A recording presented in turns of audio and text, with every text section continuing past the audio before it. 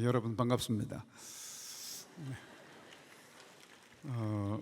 제가 아마 목회자가 된 이후에 이렇게 열렬한 환영을 처음 받아보는 것 같아요. 우리 역시 세계로 교회 정말 대단합니다. 부산 세계로 교회 손현보 목사님은 널리 잘 알려져 있습니다. 저는 26년간 기독교 교육에 집중해 왔습니다. 그런데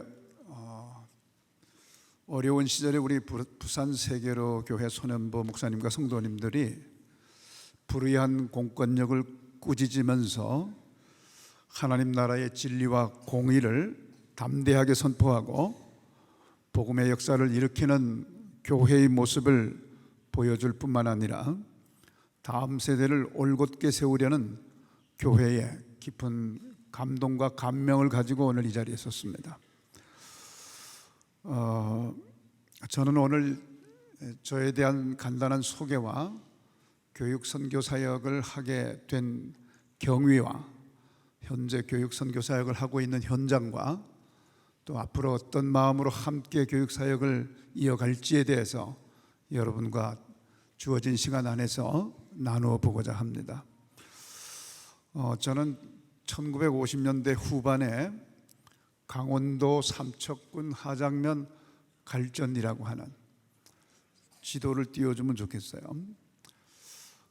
사방이 첩첩산중이고 냇가의 물을 정수 없이 마실 수가 있고 사철 따라서 물고기와 골뱅이와 각종 산나물과 야생 과일과 열매를 먹고 자랐습니다. 여러분들이 조금 더 실감나게 제가 태어난 곳을 느낄 수 있도록 아마 거의 20년 전에 개봉되었던 영화 동막골이라고 여러분 혹시 기억나시나요? 예, 그 영화 속에 나오는 그 말투며 또 고립된 골짜기의 산골 풍습하며 제가 자라왔던 고향의 모습과 너무 흡사했습니다. 저는 그곳에서 국민학교를 졸업하고 또 중학교를 졸업하고 국립기계공고에 진학을 해서 기계설계와 기계조립을 전공하게 되었습니다. 기술자가 되어서 경상남도 창원공단에 대우중공업이라고 하는 회사에 취직을 해서 대공포 사격하는 발칸포라는 그 포신을 조립하는 일을 하는 방위산업체에 종사하다가 마산시 자산동 무학산 기도원에서 큰 은혜를 받고 80년에 대전에 있는 한국침례신학대학교에 입학을 하고 대학원을 거친 다음에 육군 군목이 되었습니다. 육군 군목을 11년 동안 하면서 주로 공수부대에서 군 생활의 절반을 보냈습니다. 그런데 하나님께서 무슨 뜻이 있었는지 전역하기 직전에 미 8군 본부 용산에서 25개월 동안 근무하게 하셔서 소위 세계적이고 국제적인 시야를 갖게 해주셨습니다. 그리고 저는 한국군 육사단에서 전역을 하였습니다. 전역 후에 IMF 관리 체제의 이 국가 경제가 속절없이 속수무책으로 무너져 내리는 모습을 보면서 또 거리마다 실직자들이 넘치는 그런 모습을 보면서 젊은이들이 좌절하는 현장을 목도하면서 만약에 우리나라가 통일이 되었다 한다 손치더라도 과연 이 나라의 주권을 지킬 수가 있을 것인가? 우량 기업들이 외국 자본에 헐값에 팔리는 이런 모습을 보면서 과연 우리가 스스로 통일이 되었다 할지라도 북한 복음화를 과연 할 수 있을까 하는 이런 생각을 하면서 글로벌 시장을 주도할 수 있는 글로벌 인재를 양성하는 것이 무엇보다 시급한 문제겠구나 당시에 우리나라의 많은 기업들이 외국 자본에 의해서 넘어갈 때에 국제적인 변호사 풀이 전혀 없었기 때문에 속수무책으로 다 뺏기고 다 당했어요. 그래서 저는 여러 가지 과정을 거쳐서 음성 캠퍼스에 2003년에 음성 캠퍼스를 개교했습니다. 그리고 문경 캠퍼스를 2011년에 개교했습니다.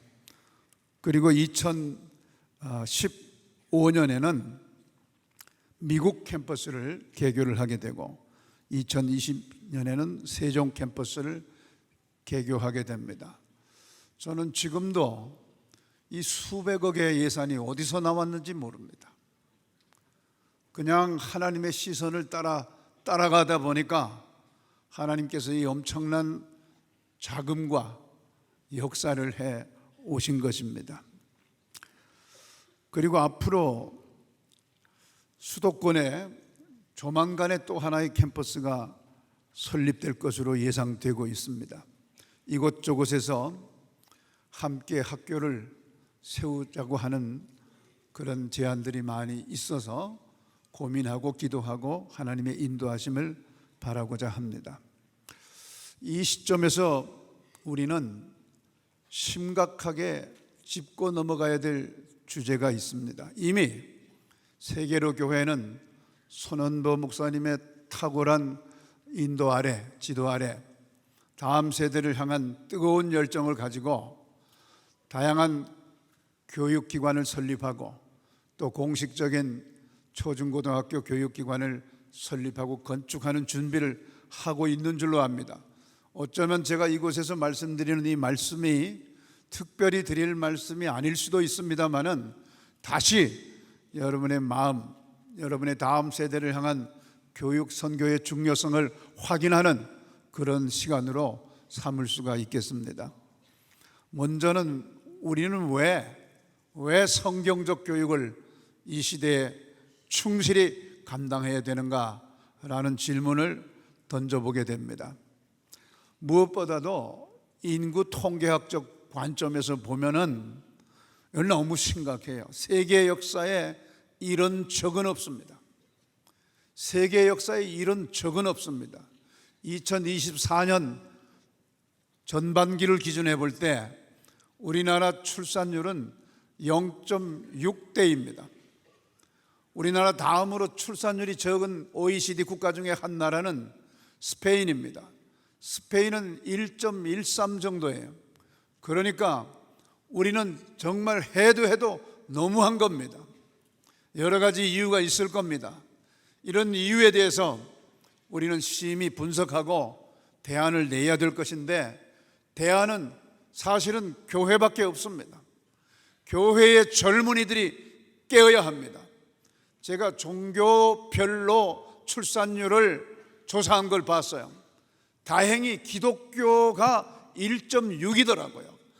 2점이 안 돼서 슬펐지만 일반적으로 0.7대가 무너진 걸 생각한다면 정말 다행이고, 조금만 더 힘을 내면 당분간 기독교인이 아닌 사람들은 자녀를 출산하지 않으니까 기독교인 청년들만 이 추세로 계속 간다면 대한민국의 민족 복음화가 오히려 빨리 올 수도 있겠다, 이런 생각을 한 적이 있습니다. 오히려 위기를 기회로 삼을 수가 있다는 얘기입니다.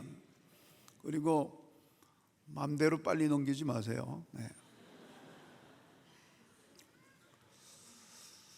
복음 전파의 동력이 되는 젊은 세대가 빠른 속도로 뒷걸로 하세요. 뒷걸로, 바로 뒷것, 바로 뒷거, 뒤로.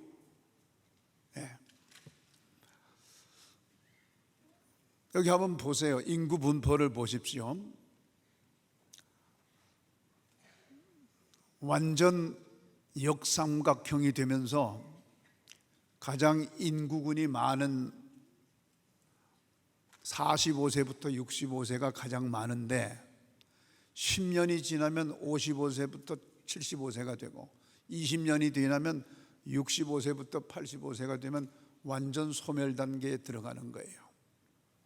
그래서 아까 목사님께서 이제 미국의 그 우남 이승만 대통령님의 그 생애의 여정을 따라서 아마 투어를 하고 온 것 같은데, 적어도 여러분들이 한 가정에 건강하면 5명, 몸이 부실하면 3명, 이 꿈을 반드시 꿔야 됩니다.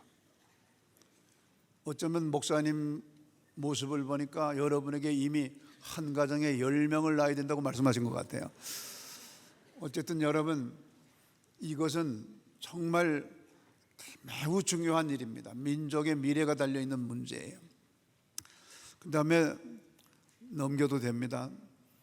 종교 인구가 급감한 거예요. 여러분, 도표를 보십시오. 2004년에 대한민국의 종교를 가지고 있는 사람이 57%였어요. 그런데 작년에 20년이 지난 2023년도 기준에서 36.6%니까 20%, 종교 없는 사람이 20년 만에 20%가 줄었어요. 그리고 기독교를 보십시오. 기독교는 도표에서 파란색입니다. 기독교는 2012년, 약 10년 전에는 가장 종교 인구가 많은 종교였어요. 그런데 오늘 파란색이 15%밖에 안 됩니다. 지난 코로나 상태를 거치면서 매우 부당하게 기독교는 국법을 지키지 않는 공공질서에 반하는 반사회적인 집단인 것처럼 이렇게 악마화되는 측면이 있었어요. 저는 이런 점에서 세계로 교회를 미리 알지 못했지만 그 당시에 주차장에서 예배를 드리고 끝까지 예배를 사수하는 그런 모습을 보고 한 사람의 목회자로서 굉장한 도전을 받았던 기억이 있습니다. 여러분은 대한민국 역사에 새로운 출발점을 만든 귀한 교회라고 하는 사실에 자부심을 갖기를 바랍니다. 교회에서 20대, 10대, 30대가 사라지고 있습니다. 2017년 통계를 보면 20대가 기독교인 20대가 17%였고 30대가 17%였습니다. 그런데 불과 6, 7년이 지난 지금 20대가 6%밖에 되질 않아요. 30대가 9%밖에 되지 않습니다. 여러분, 이제 우리 기독교인들은 위축되고 걱정할 것이 아니라 무언가 꿈꾸고 행동해야 될 때입니다. 다시 일으켜 세워야 됩니다. 아멘. 다시 일으켜 세워야 합니다. 그런데 국내 상황이 이런데 외부적인, 전 세계적인 외부적인 여건 또한 녹록하고 만만치 않습니다. 여전히 아프리카, 중동, 아시아 대륙 중심으로 예수 믿는다는 이유 때문에, 기독교인이라는 이유 때문에 목숨을 위협받고 사회적으로, 경제적으로, 정치적으로 불이익을 받고 직장에서 쫓겨날 뿐만 아니라 친인척으로부터 완전히 외면당하는 이러한 국가와 대륙이 저렇게 새빨갛게 칠해져 있습니다. 국가 권력을 동원해서 조직적이고 구체적으로 박해하는 대표적인 나라들이 모두 아시아에 몰려 있습니다. 아시아인의 한 사람으로서 우리가 단지 예수 할렐루야만 외치는 사람들이 아니라 능력 있는 사람들이 되어서 이 나라들에 대하여 마음껏 예수님 믿을 수 있도록 국제적인 압력을 가하고 국제적인 역할을 감당해주고 하는 이런 인재가 되어야 하는 것입니다. 기독교 교육이 중요한 이유가 바로 여기에 있는 것입니다.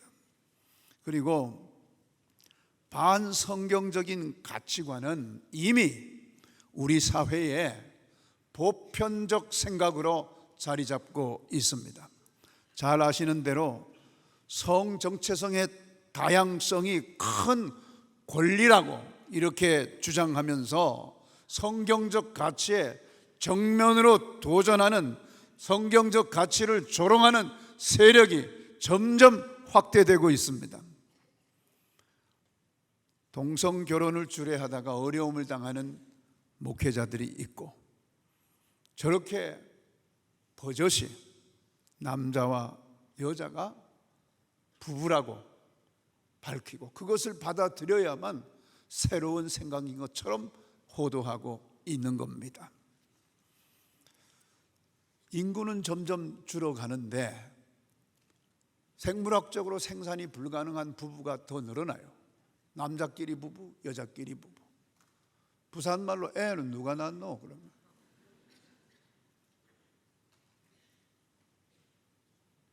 심각합니다. 대한민국 대법원이 얼마 전에 동성 커플을 사실상 부부로 인정했습니다. 만약에 여러분 대법원의 대법관이 모두 신실한 그리스도인이었다면 이런 판결을 했겠습니까? 꿈을 꾸셔야 됩니다.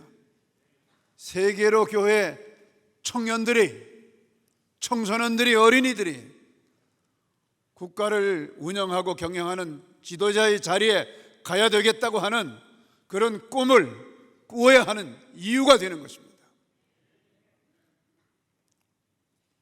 가톨릭을 중심으로 종교 간의 평화를 외치며 종교 통합, 종교 일치, 교회 일치 등을 외치고 있습니다. 모든 종교에 구원이 있다는 말입니다. 모든 종교에 구원이 있으면 전도할 필요가 있습니까? 천하 인간에 다른 이름을 주신 일이 없습니다. 예수 그리스도 외에는 길이 없습니다. 그럼에도 불구하고 이런 일들이 벌어지고 있습니다. 종교적 간음과 같은 다원주의, 혼합주의로 치닫고 있습니다.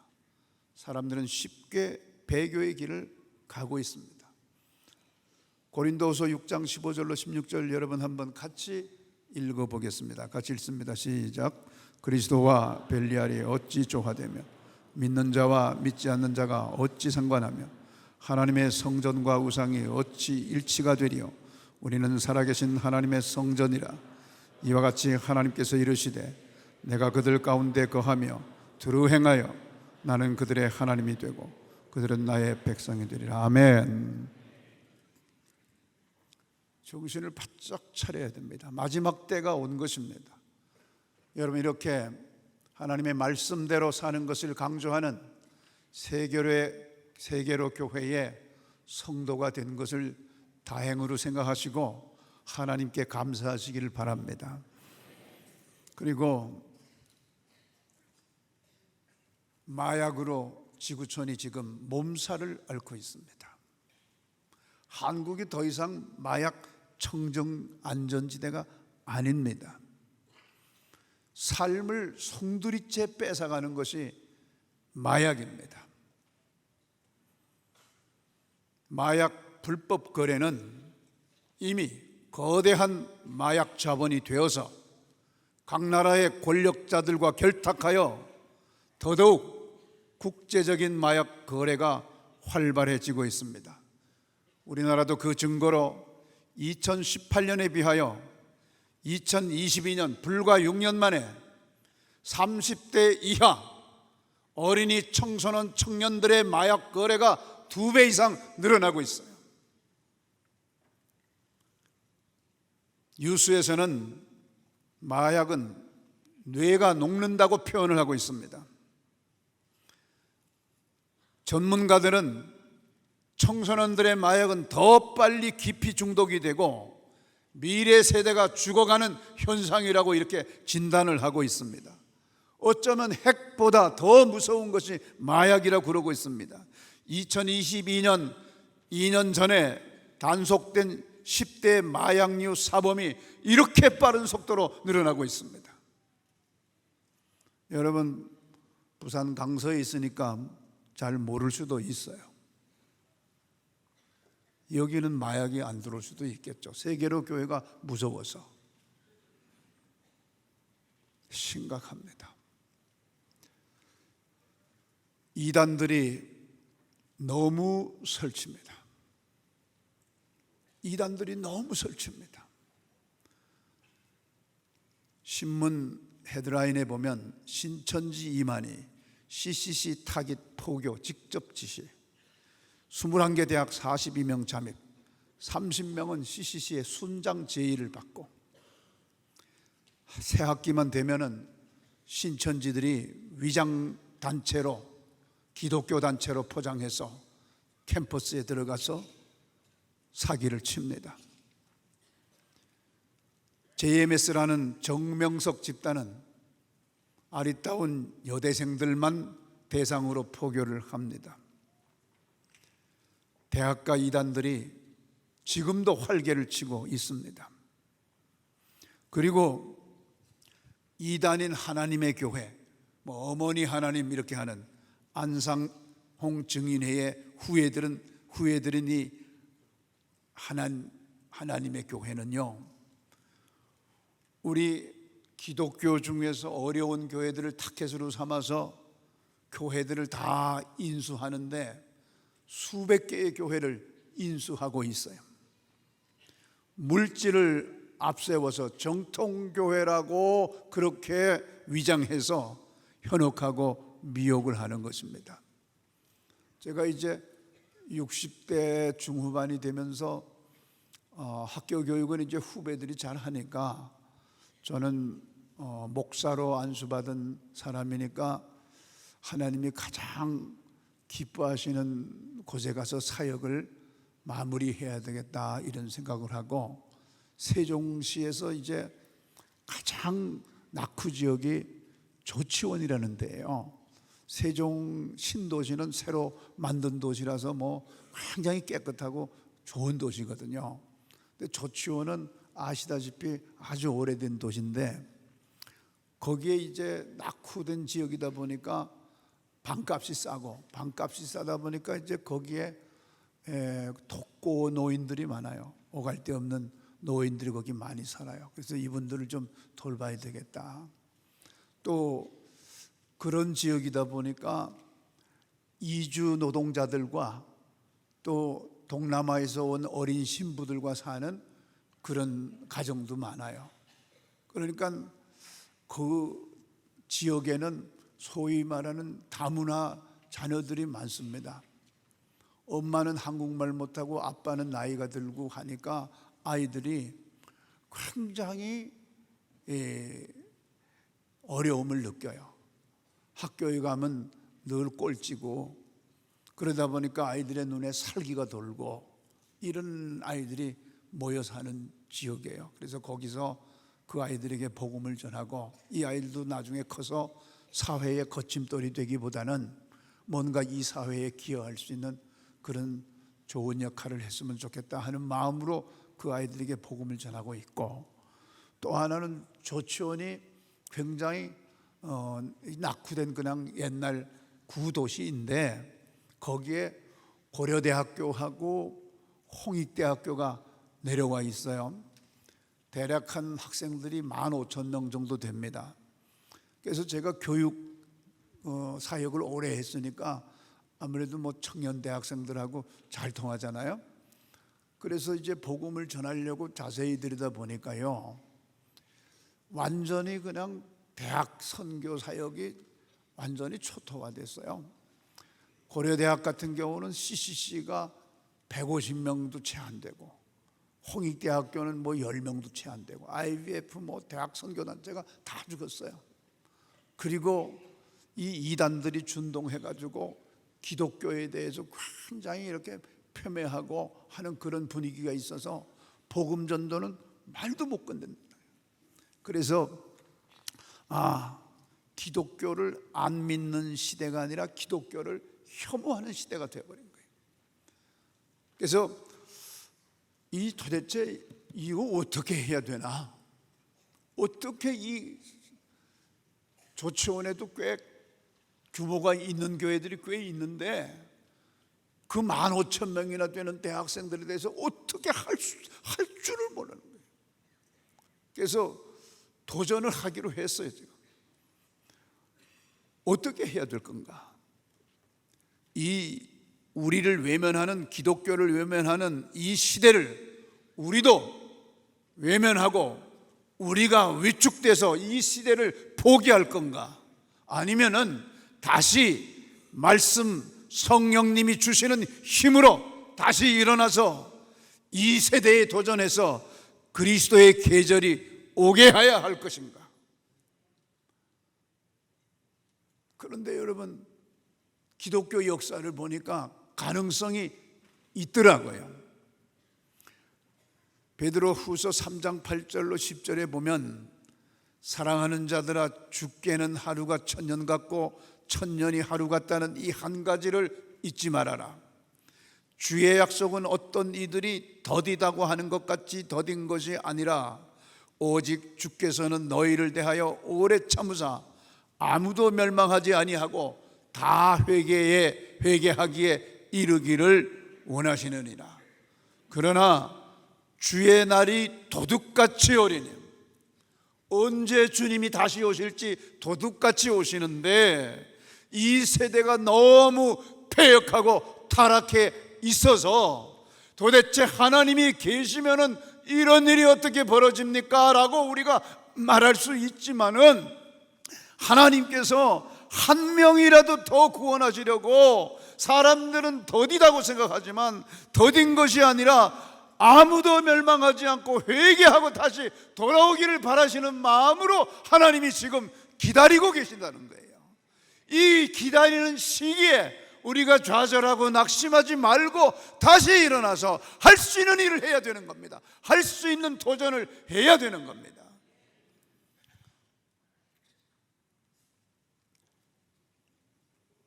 우리 오늘 본문 말씀을 다시 생각하면서 1759년 8월 24일 영국에서 태어났던 윌리엄 월버포스를 여러분에게 나누고자 합니다. 이 사람은 74년 동안 인생을 산 사람인데요, 이 사람이 태어나서 귀족의 자녀로 태어나서 만 18세인 1776년에 영국 케임브리지 대학교의 세인트 존스 칼리지에 입학을 했어요. 그리고 1784년 만 25세에 하원 의원이 됩니다. 그리고 1787년부터 노예제 폐지 운동을 합니다. 이 당시에는 매년 아프리카에서 수십만 명의 노예들이 짐승처럼 결박당해서 끌려왔던 세대입니다. 이 노예들 때문에 영국과 유럽의 기득권 귀족들이 엄청난 부를 축적하고 있던 때입니다. 귀족 출신인 윌리엄 월버포스가 노예 제도를 폐지하자고 하는 것은 곧 사회적으로 정치적으로 매장당하는 것을 의미합니다. 그렇지만 윌리엄 월버포스는 1833년 7월 29일 생을 마감하기 3일 전인 7월 26일 노예제도 완전 폐지 법안이 의회를 통과하면서 영국에서 노예제도가 완전히 사라지게 하는 그런 역할을 한 사람입니다. 이것으로 끝났습니까? 영국에서 노예제도 폐지 법안이 만들어지니까 이것이 미국으로 넘어가서 미국의 공화당 후보였던 에이브러함 링컨이 1860년 대통령이 되면서 노예제도 폐지를 들고 일어났습니다. 남부 11개 주가 반발하여 들고 일어나서 남북 전쟁이 벌어졌습니다. 이 전쟁 가운데서도 링컨은 굴하지 않고 끝까지 밀어붙였습니다. 북군이 승리하고 역시 미국에서도 1865년 전쟁 종료와 함께 미국 내의 노예들, 흑인들이 완전히 법적으로 해방을 얻게 된 겁니다. 한 사람 윌리엄 월버포스가 이렇게 함으로 해서 세상이 바뀐 겁니다. 여러분, 윌리엄 월버포스는 어떻게 이런 용기를 가질 수가 있었습니까? 여러분 잘 아는 대로 어메이징 그레이스라고 하는, 아시죠 여러분? 나 같은 죄인 살리신 찬양 아시죠? 여기서는 그걸 안 부르나요? 그럼 왜 대답을 제대로 안 하세요? 어메이징 그레이스의 작사자가 누구냐면 존 뉴턴이라는 노예 선장을 하던 사람이에요.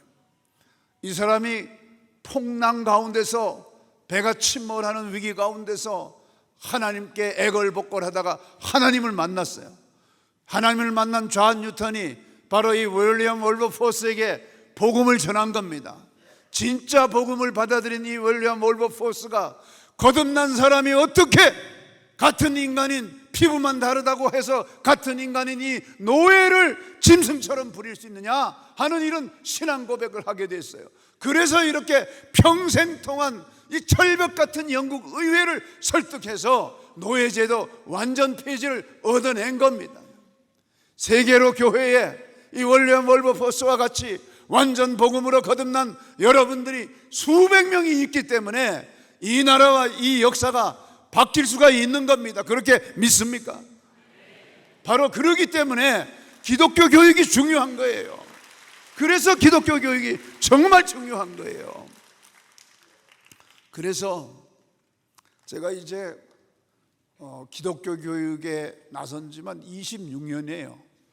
학교를 구체적으로 설립한 지가 21년이에요.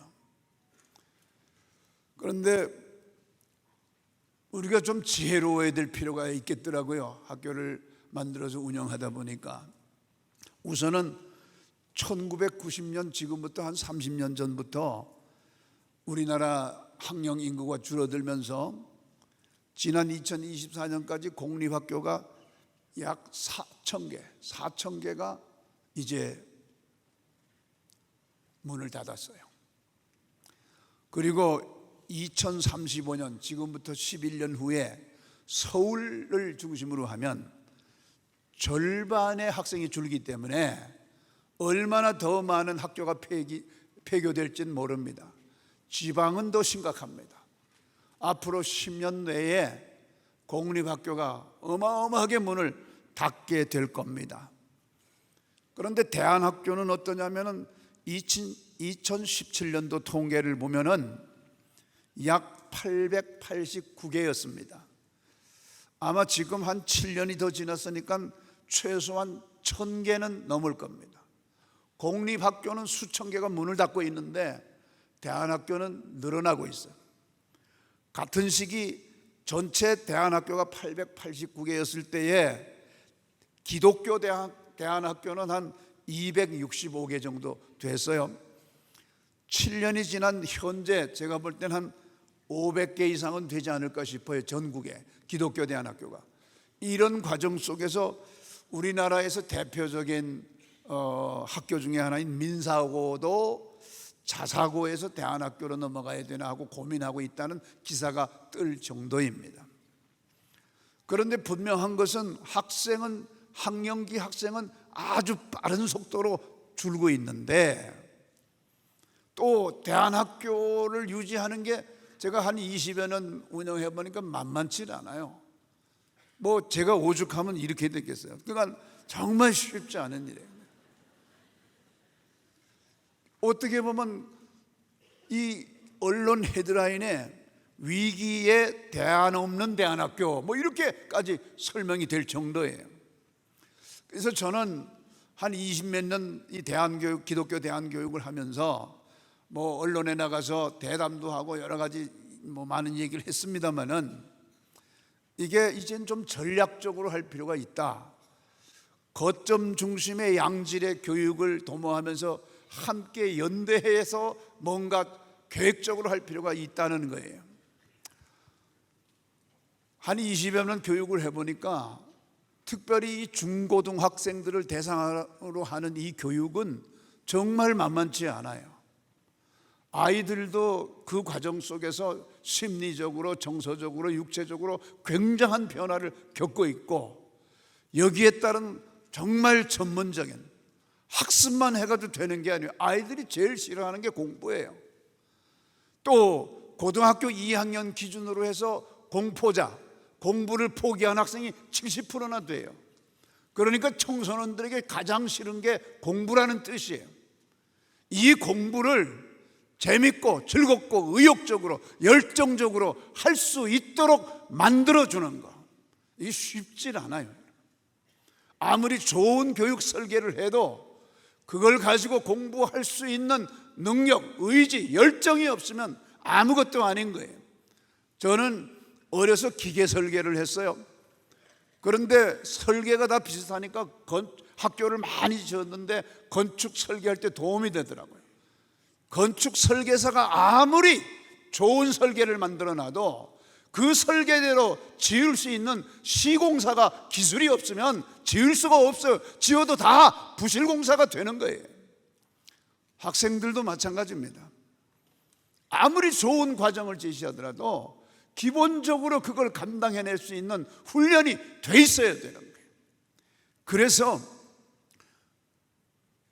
교회가 의욕을 앞세워서 너무 쉽게 학교를 만들고, 그래서 그 학교 과정을 통해서 졸업한 학생들이 사회에 가서 영향을 발휘할 수가 없고, 이렇게 되면은 자칫 잘못하면 한 세대 전체, 기독교인의 한 세대 전체가 루저가 되는 거예요.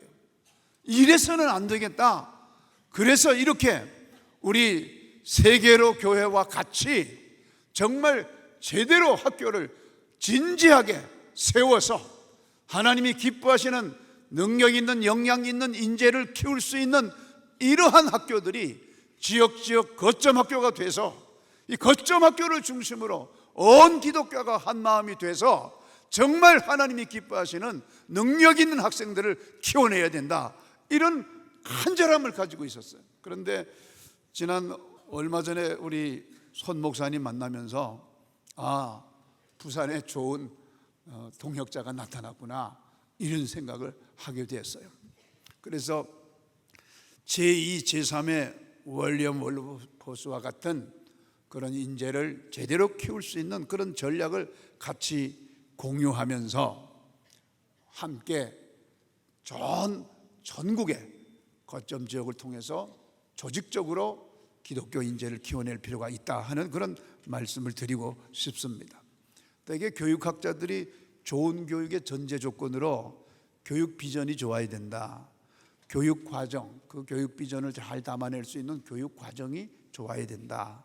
그리고 이 좋은 교육 과정을 실천해낼 수 있는 좋은 교사가 필요하다. 그리고 이런 좋은 교육 과정을 실천하고 가르칠 수 있는 교육 환경을 조성해 주는 것이 무엇보다 필요하다. 그리고 이 교육을 공감하는 학생과 학부모와 후원 그룹이 있어야 좋은 교육을 할 수 있다, 이렇게 말합니다. 오늘 제가 이 부산 세계로 교회에 와 보니까 그와 같은 여건을 잘 갖추고 있는 것 같아요. 그래서 정말 너무 기대가 됩니다. 그래서 앞으로 우리 부산에 새로 세워질 이 우남 이승만 대통령님의 호를 딴 이 귀한 학교와 함께 급변하게 변화되는 미래 산업 사회를 주도할 이런 양질의 인재를 양성하는 일에 대하여 함께 교육 과정과 교사들의 연수와 이런 것들을 함께 해나가면서 미래 세대를 제대로 키울 수 있도록 그렇게 동력해야 되겠다 하는 생각이 듭니다. 또 학교를 운영해 보니까 정말 선생님들이 너무 중요해요. 여기 얼마 전에 그 홍후조 교수님 다녀가셨죠? 그런데 이제 저도 거기서 박사 과정을 했어요. 그런데 우리 학교가 과연, 제가 지금 운영하는 학교요, 과연 괜찮은 학교인가 하는 게 제 스스로 궁금해졌어요. 그래서 고려대학교의 사범대학에 교신 박사님들 4명을 우리 학교에 와서 교육 감사를 좀 해주십시오. 하여간 뒤지고 싶은 대로 마음대로 뒤지시고 해서 우리 학교를 좀 진단을 해달라, 이렇게 부탁을 드렸더니 4명의 박사님이 오셔서 일주일 동안 저희 학교를 음성 문경 캠퍼스를 샅샅이 뒤지시고 그렇게 하면서 이분들이 이제 나중에 총평을 하는데 뭐 많은 얘기를 하셨는데 이런 얘기를 하시더라고요. 다른 일반 공립학교에 가면은 선생님이 어떠냐 그러면 10점 만점에 대개 4점 내지 5점이 나온다는 거예요, 학생들이. 그런데 우리 학교는 9점 몇이 나왔다는 거예요. 그렇지. 그래서 좋은 교사가 너무나 중요합니다. 앞으로 이제 세계로 우남 아이비 스쿨과 함께 좋은 교사를 발굴하고 양성하는 일을 시급하게 해야 되리라고 보는 것입니다. 얼마 전에 이제 얼마 전이 아니죠. 한 10년 됐는데 EBS 아시죠? EBS에서 높은 사람이 저희 학교를 찾아왔어요. 그래서 본인 자녀를 입학을 시키겠다고. 그런데 아니 그렇게 교육 전문 방송에 높으신 분이 뭐 좋은 학교가 많은데 왜 우리 학교에 학생을 넣으려고 그럽니까? 이러니까 어느 대한민국에서 가장 유명한 외고에 취재를 하러 갔다는 거예요. 그래서 이제 외고 다니는 2학년 여학생에게 마이크를 들이대면서 학교 생활이 어떠냐 그랬더니 여기서 얘기를 못 하겠네. 이분이 너무 충격을 받은 거예요. 그 학교에 넣으려고 전국에서 막 그냥 뭐 선행학습이다, 뭐 초등학교 5, 6학년 때부터 애들을 과외로 뺑뺑 돌려가지고 집어넣는 학교인데 정작 그 학교에 다니는 학생은 그런 식으로 하니까 생방송이면 큰일 날 뻔했잖아요, 진짜. 그래서 이분이 이제 고민이 시작이 된 거예요. 그러다가 저희 학교를 찾아서 자녀를 데리고 왔다고 그러시는데, 여러분 기독교 학교가 필요한 이유가 얼마나 많은지 몰라요. 얼마나 많은지 몰라요.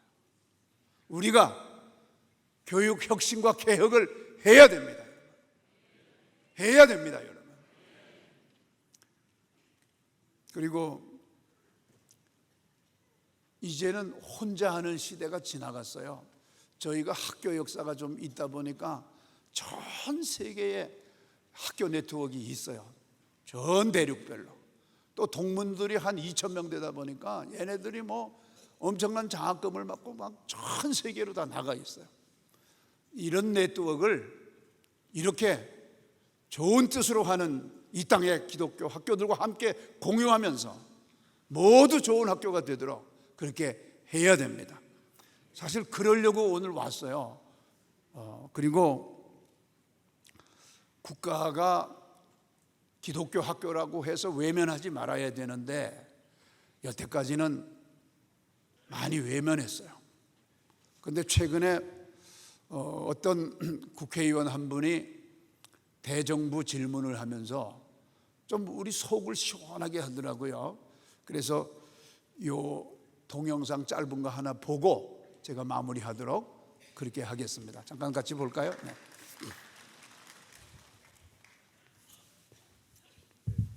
제가 보고받기는 아마 대한교육기관 학생들은 이 법에서도 소외되어 있다고 보고받았는데 아닙니까? 죄송합니다. 대한학교는 저희가 미처 다루지 못했습니다. 이 법에서. 그러면 이번에는 네. 대한학교 포함하면 어떨까요? 대한학교 다니는 게 죄입니까? 예, 워낙 또 큰 이슈가 있어서 뭐 저희는 뭐 큰 방향에서는 공감을 합니다만, 예. 아니 대한학교 다니는 게 죄입니까? 전혀 그렇지 않다고 생각합니다. 그럼 지원 대상에서 빠져야 될 이유가 있습니까? 저희가 대한학교만 하더라도 또 이렇게 또 대한학교에 대한 또 여러 가지 그 수반되는 좀 이 이슈들이 있습니다. 갈등도 있고 해서. 장관님 제가 네. 이때만큼은 야당이 되고 싶은데 네, 죄송합니다. 야당 의원이었으면 제가 여기서 좀 발전했을 것 같아요. 그건 아니죠, 장관님. 예, 알겠습니다. 헌법에 보장된 교육의 권리를 어떤 학교에 다니는지 갖고 차별할 수 있다는 근거는 위헌이라고 저는 생각합니다. 예, 뭐 크게 공감을 합니다. 네, 개인적으로 아마 제가 대한학교 학부모라는 것도 아시죠? 네, 잘하고 있습니다. 예, 저는 이거는 아니라고 생각합니다. 그리고 또 한 가지 예산. 지금 제가 교육부에 그 대한학교 학생들 지원 얼마나 합니까? 그랬더니 모릅니다 였습니다. 어떻게 생각하십니까? 네, 대한학교가 아직까지 공교육에 좀 밖에 있는 그런 부분이 있고요. 그 부분은 뭐 말씀 주신 대로 그 차별받지 않을 교육받을 권리를 생각을 하면 좀 전향적으로 그 교육부도 좀 이렇게 좀 그 접근 방식을 바꿔야 될 상황이라고 생각을 하지만요. 그렇지만 또 그 워낙 그 교육계에서 의견이 많이 엇갈리는 부분도 많습니다. 그래서 교육부 장관으로서 이거를 뭐 확정적으로 말씀드리기가 참 어렵다는 말씀드리겠습니다. 예, 그래서 국회가 있는 거라고 생각하고요. 국회가 이제 공론화 과정을 통해서 방향을 잡아 나가도록 하겠습니다. 네, 그런데 감사합니다. 다만 정보가 없다 이거는 좀 아닌 것 같습니다. 그렇죠? 네, 정확한 뭐, 자료는 제시해 주셔야 저희가 논의를 하지 않겠습니까? 네, 그렇게 하겠습니다. 자료를 최대한 좀 확보해서 그 의원실에 공유하도록 하겠습니다. 저희가 교육청에도 알아봤더니 청 단위에서 대안학교를 지원하는 데는 서울시 교육청밖에 없습니다. 이러니까 이 또한 지역적 차별이 굉장히 크게 벌어지고 있습니다. 저는 앞으로 우리 장관님이 교육 평준화를 넘어서 다양화라고 하셨나요? 네, 같은 취지 아닙니까 이게? 네, 하여튼 뭐 큰 그 방향에서는 공감을 합니다만 여러 가지 현실적인 제약 또 공교육 체제에서의 그런 또 여러 가지 갈등 문제가 있기 때문에 그 부분을 좀 국회에서도 좀 활발하게 논의해 주시면. 공교육 체제에서 갈등이란 게 뭡니까? 제가 잘 몰라서 좀 한두 가지만. 그러니까 이제 공교육 밖에 있는 기관이기 때문에 공교육의 예산이나 뭐 재원을 활용하는 부분에 대해서 또 이제 상당히 그 우려가 있는 것도 사실입니다. 그러면 우리 대한민국의 예산은 저도 세금 내는 사람인데요. 이 헌법에도 불구하고 헌법 31조 모든 국민은 균등하게 교육을 받을 권리를 가진다임에도 불구하고 공교육을 받는 아이에게만 써야 되는 헌법적 원칙이 있습니까? 네, 뭐 그 큰 방향에 대해서는 정말 그 좀 전향적으로 접근할 수 해야 된다고 생각을 합니다만 자꾸 많이라고 하시니까 워낙 그 부처를 책임지고 있는 장관으로서는 또 좀 그 이렇게 그 개인적인 의견만 말씀드릴 수는 없으니까요. 네. 다시 한번 강조하지만 모든 국민은 균등하게 교육받을 권리가 있죠. 네, 그 부분은 뭐 다니고 있는 그렇습니다. 학교의 종류에 관계없죠. 그 대안학교가 이제 어떻게 다니고 있는 따라서- 학교에 관계없다고 헌법에 되어 있죠. 저랑 차관님이랑 헌법 해석을 논할 건 아닌 것 같은데 네. 맞죠? 그렇습니다. 네. 따라서 지금의 대안학교 지원 정책은 헌법적이지 않. 네, 좋은 지적해 주셨다고 생각하고요. 교육부도 좀 더 고민해 보도록 하겠습니다. 네. 예, 그렇습니다. 그 대안학교에 다니는 아이들도 우리 국민이잖아요. 맞습니다. 근데 네. 잘 살펴보셔야죠. 그렇게 검토가 아니라 네. 이거는 실행하셔야 된다. 여기까지만 보겠습니다.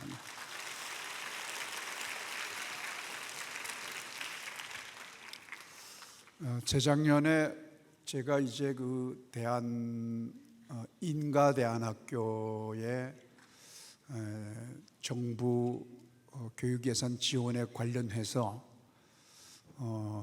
좀 힘을 규합하고 정부에 대해서 국회에 대해서 좀 충분히 우리 의견을 전달할 필요가 있다. 그래서 제가 그 책임을 맡고 지금까지 물 밑에서 또 공직적으로 여러 가지 이제 활동들을 해왔는데, 제가 여태 만난 목사님들 중에 우리 손 목사님처럼 이렇게 화끈하신 분을 처음 봤어요. 그래가지고 앞으로 이제 빨리 국가가 충분하게, 저희도 이제 국가 지원을 받지 않으니까 비용이 많이 들어가잖아요. 그러니까 재정적인 능력이 있는 아이들만 다니는 이런 아픈 마음을 이런 국가의 관심을 통해서 그런 것들이 완전히 해소돼서 누구나 기독교 교육을 마음껏 받을 수 있는 그런 날이 빨리 오도록 여러분 기도해 주시기를 부탁을 드립니다. 전도서 4장 12절에 보면 한 사람이면 패하겠거니와 두 사람이면 맞설 수 있나니 세 겹줄은 쉽게 끊어지지 아니하느니라. 아마 제 생각에는 뭐 서울에서 우리가 국회 근처에서 한번 모이려고 그러거든요. 한 수천 명 모이려고 그래요. 그때 좀 같이 와서 힘을 보태주시리라 믿고요.